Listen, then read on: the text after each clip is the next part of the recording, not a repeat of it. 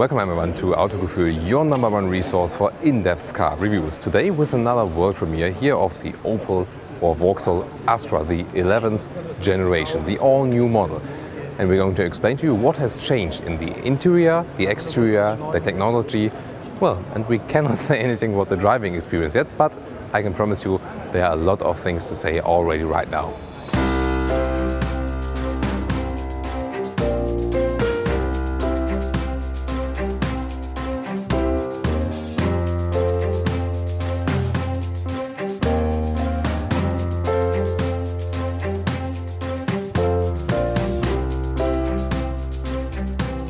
Let's start here with the exterior in the front. You see it's not a revolution, rather an evolution. So you basically see, okay, it's an Opel or Vauxhall Astra. Hasn't changed so much. The headlights have become a lot sharper then. You see especially this curve is really way more. And you can see these ones are the halogen lights right now. There's also a full LED matrix light available now. It's not this one here, but it's optionally available then. What else do we see in the front? Some touching we've talked about. Do you see that one? This line, which is well, not looking that beautiful, but this is done to save insurance costs, because if you put the hood all the way in the front and you have a small front crash, everything would have been replaced. Now, then you just replace this one. So that's just a strategy behind that one. What they have done is to make the car appear a little bit broader. The horizontal fins here lead over on both sides into the headlights. Well, I've seen better solutions of that because it's also not like completely even, I think. But again, I think it's also an improvement in comparison to the predecessor version. Also, in the lower lines, the designer says they have created lines which flow all the way to the sides to, again, make the car appear a little bit broader.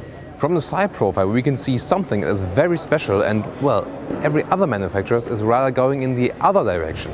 Because in this case, with 4.37 meters in length, Opel is reducing the size of the car by 4.9 centimeters. That's how the car is actually shorter. However, they say it still offers more space in the interior because they've rebuilt the whole car. But I think it's a very remarkable aspect that the car has actually become shorter, so probably also more agile than in the city and better to find a parking space or something like that. Really interesting because also mentioned in a lot of recent reviews, usually all the cars are getting bigger. Then what else do we see in the side profile? These ones here are the 18-inch alloys. We got a separate alloy overview later in this video, so be sure also to check that one out. And this is actually the maximum size now. Before there was also 19-inch available, and they said, okay, that's enough. And I think, again, very interesting to do this kind of strategy to say, we don't want to be bigger, even bigger here with the alloys, with the car, even bigger engines. They really keep it quite simple than here. Then in the side profile, what else is remarkable? You see that the design dropping line is in height of the handlebars, which is quite unusual nowadays, and I think also a beautiful solution. And then the most remarkable part is here the C-pillar. There is obviously a C-pillar, but it is kind of hidden because the window line is going further with this black element to the rear window, and I think this is a solution that makes the car a little bit flatter just visually. It is a little bit flatter now than the predecessor, but this kind of optical visual trick here reduces the height even more. However, I think this kind of rear ending reminds me not just a little bit, but very much at the Mazda design, for example with the Mazda 3, and I'm not sure if they found a really own way there in this respect. However, the favorite part of this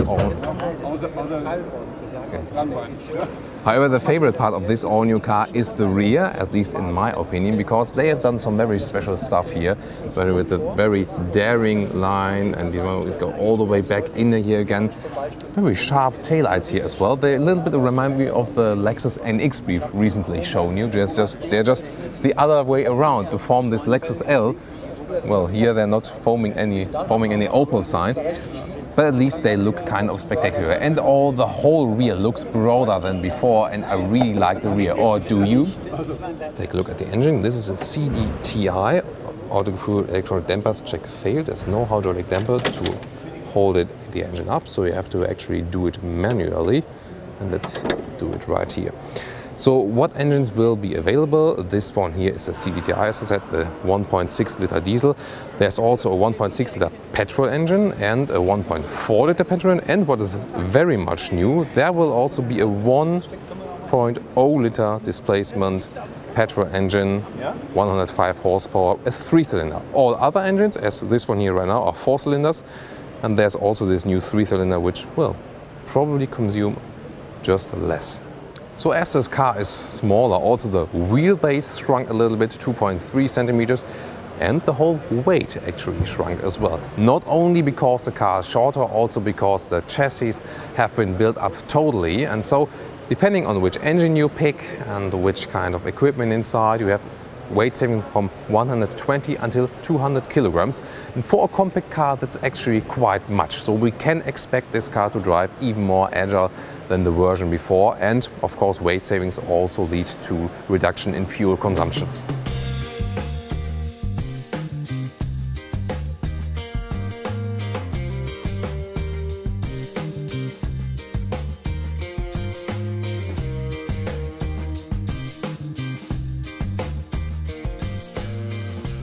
So let's get inside. The door handles make a very solid impression in general. And then there are the special seats in here. If you pick the Innovation or the Dynamic trim level, the two top trim levels. And then you can optionally pick the AGR seats. This is a special seat which is actually supposed to be very good, very back friendly. And you see this one is also the full leather equipment here now. As far as I know, the outside is artificial leather, the inside is the real leather. But I'll show you very soon there are also plenty of other options without leather. But just talking about the general form of the seats, I can take a seat in here and then test it, how it really performs. And Opel is really proud on that, and just the basic first impression is, well, they're actually not too big. You know, I'm 1.86 m and my shoulders go above the seats. Also, you see there's a lot of space in front of my knees, so not maybe the best one for very tall people. I will also test the other seats very soon. What else, especially with the seats, although they're the top comfortable seats, they save 10 kilos per seat from the weight. It's also very interesting. And there are a lot of functions here, 20 ways actually to adjust the seat.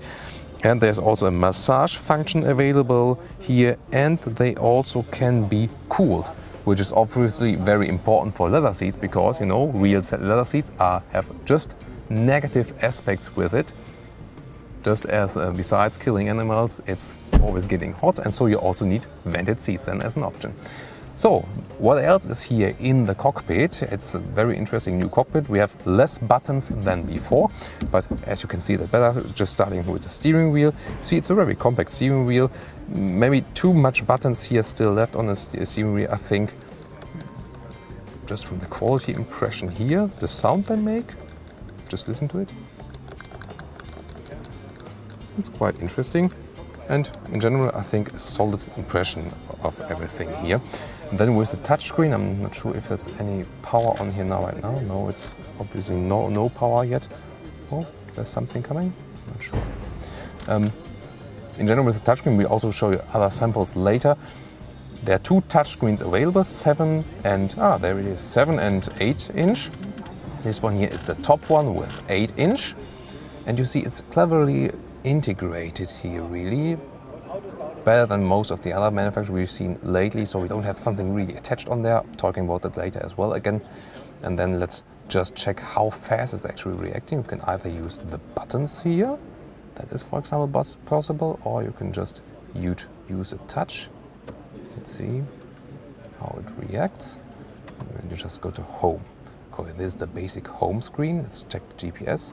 Oh, that went actually quite fast. Obviously, we can also scroll in here. We're at Opel in Rüsselsheim in Germany. This is where the cars are also built. You see, this takes some time. It lags a little bit behind, but you can control it like an eye, but not too fast actually from the reaction times. But you see it here. But the general visual perspective is actually quite good already, I think.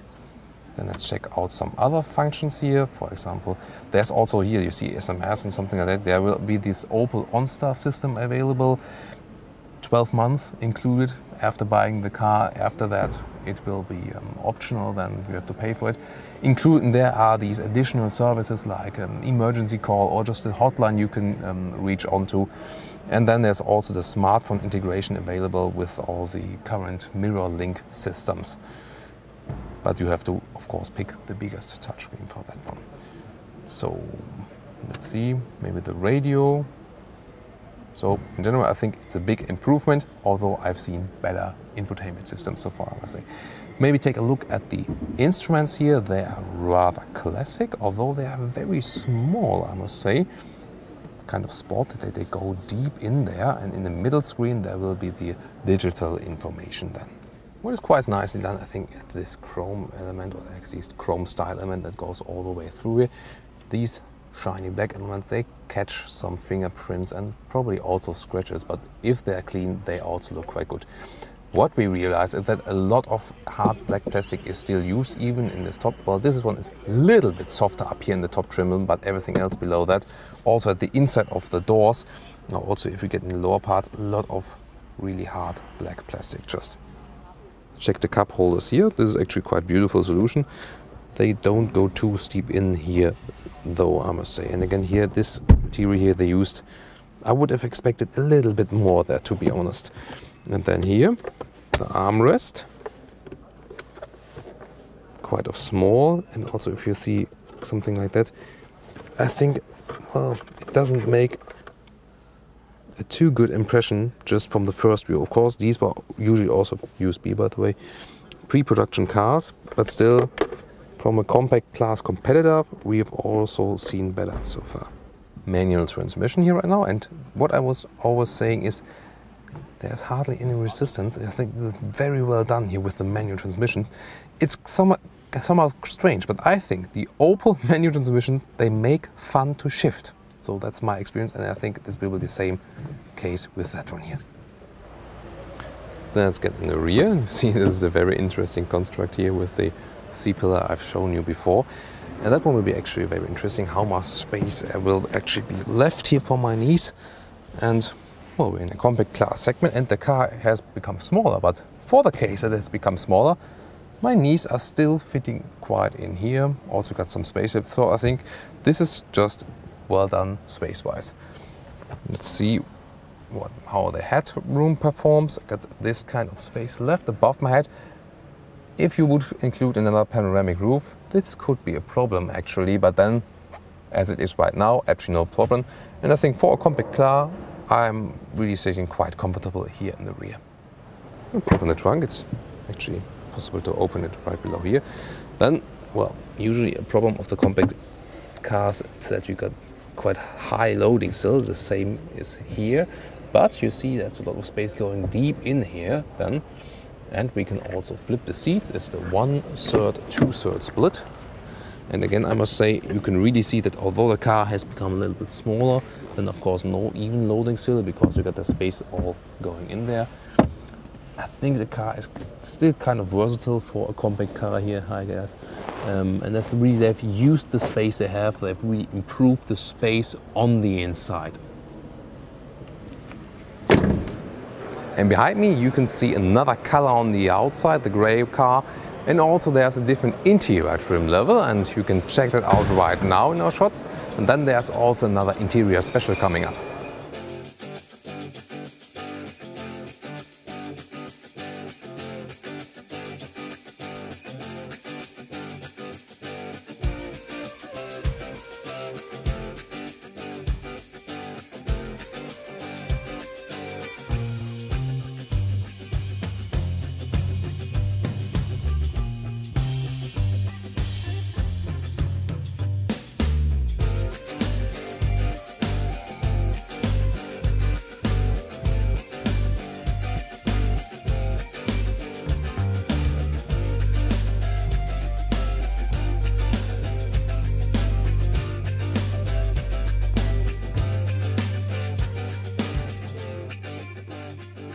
So everyone will buy the car in a different trim level, and actually we got them all right in here. This one is the selection trim level, a quite low one. And as you see here, these are the standard fabric seats here. Everything is kept kind of basic. See, still you got this kind of contrast just on the visual side. Then we look at the dashboard. This one is really plain hard black plastic and also doesn't look too good. And we don't have the new touchscreen here, or at least, well, it is not the newest, biggest one. It's just a small touchscreen, and it's not connected here now. It's just a model, but you see it is way smaller than the other one. And a basic climatization function so just warmer and colder, high and low. That's kind of it. Also, the steering wheel has a kind of simple material. So that's actually what you can expect when picking the selection trim level. Let's jump to the edition trim level. You see here we got bright seats. This is a variation you can actually pick, but in basically the seats remain the same. The biggest difference here is that we got a kind of different dashboard with also bright covers. They then fit to the seats actually here, and they also feel quite good. And then we have the bigger touchscreen in here now. It's all not connected, just all summer model here, and that you can really see how's the difference. And I think they have beautifully fitted it in here because, you know, recently there has been the discussion that, for example, Mercedes just put the screen kind of here and looks kind of attached. Here it is really integrated very well. Let's move up to the dynamic trim level. Here you can see these are really different seats. They get more shoulder support here, also feel more high class and have this imitated contrast stitches here. It's all fabric still. You see it's also another part here for the neck area. I think this is also visually very well done already. And then also the dashboard here got this shiny black surface in contrast to the aluminum style. Still the same new touchscreen we have here, and as we've already seen in the other trim level here we already got the 2-zone climate control. This is all fake here, just a model again, but you can basically see what is expecting to you visually. Contrast stitches here on the back of the shifting lever as well. And finally, let's look at innovation. What else different is here? We got the same seats with more shoulder support, and then we got artificial leather on the outside to have an even surplus in the visual perspective. And then the rest of the front interior rather remains the same than dynamic. Of course, other features are always also included or not included, so the higher trim level you pick, the more is included, but of course you have to spend more money. And just another color variant. This is also the top innovation trim level here, but in this case in bright seats, fabric on the inside, and then this artificial leather here on the outside. So you can also pick this kind of color. And you see here we got a complete cockpit. Again, just a model in this case, but there you can see what is expected to you if you pick the innovation trim level with this kind of color setup. For example, you also see it here. It's kind of leather style, but still just like plain plastic here, but at least it's attractive as for the color. There will be a wide choice of alloys here, starting with the 15-inch steel. Doesn't look too pretty, of course, but then we can steadily move on. 16-inch steel, 16-inch, a little bit more design, 16-inch aluminum, 17-inch aluminum, and some different style with the 17-inch. And please just say in the comments stop when you like one especially. And again, another 17-inch, different style. And then finally the B-color 18-inch. And well, I think for me it's quite obvious that this is the most beautiful one. However, you see, well, there's not much tire left, so you maybe lose a little bit of comfort. And also you see the alloy is not protected, so you can easily get some scratches here. If you pick, however, the 17-inch, you see it's also different from the tire here. This is very well done. You see the alloy sits a little bit inside the tire, and the tire is protecting it. When you get scratch on pavement or something like that, or entering points of a basement garage, this is a really clever solution just from the tire, that it's sitting a little bit inside.